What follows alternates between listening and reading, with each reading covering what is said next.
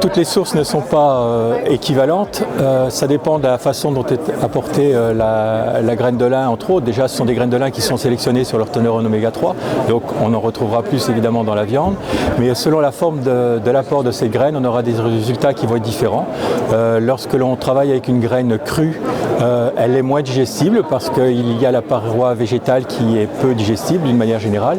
Or, quand elle est cuite, cette paroi végétale, eh bien, elle est plus facilement digestible et les oméga 3 vont être mieux absorbés. Et c'est en particulier le cas donc, des graines de lin qui vont être extrudées. Donc on a finalement un phénomène de cuisson-extrusion et les produits graines de lin extrudées seront très digestibles, beaucoup plus que l'huile en particulier ou que la graine crue ou la graine aplatie.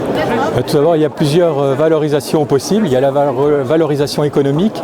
On va avoir une viande qui va être de meilleure qualité nutritionnelle, en particulier à travers la composition d'acides gras oméga 3. Donc par des filières spécialisées, on pourra donc mieux vendre cette viande. Et il y a également l'autre aspect économique, c'est pour l'éleveur proprement dit, pour l'animal.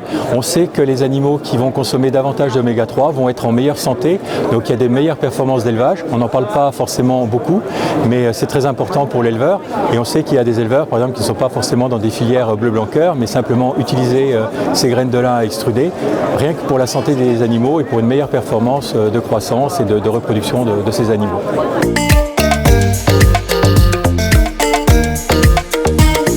C'était un projet scientifique intéressant.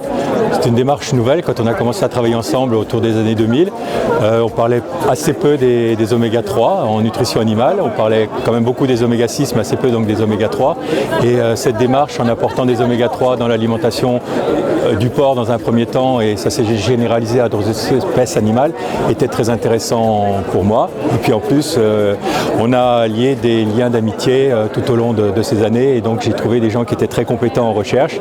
Et c'était quand même très agréable de travailler dans de très bonnes conditions humaines et matérielles.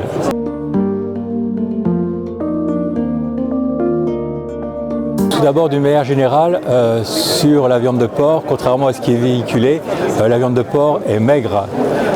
Il y a du gras qui est externe, qu'on voit, donc on n'est pas obligé de le consommer, mais le muscle en soi est maigre. Déjà, c'est une viande qui a de bonne qualité nutritionnelle.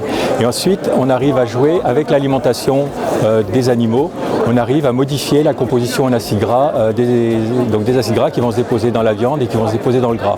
Donc ainsi, en apportant par exemple des graines de lin extrudées qui vont contenir une bonne quantité d'oméga 3 qui va être fortement digestible, on va avoir un bon dépôt de ces oméga 3 dans la viande. Alors comme ces oméga 3 sont jugés bons pour la santé humaine, ils participent au fonctionnement cardiovasculaire en particulier, donc c'est intéressant d'apporter des oméga 3 avec la viande de porc. Ça contribue à diminuer le déficit en oméga 3 qu'on a d'une manière générale dans l'alimentation humaine.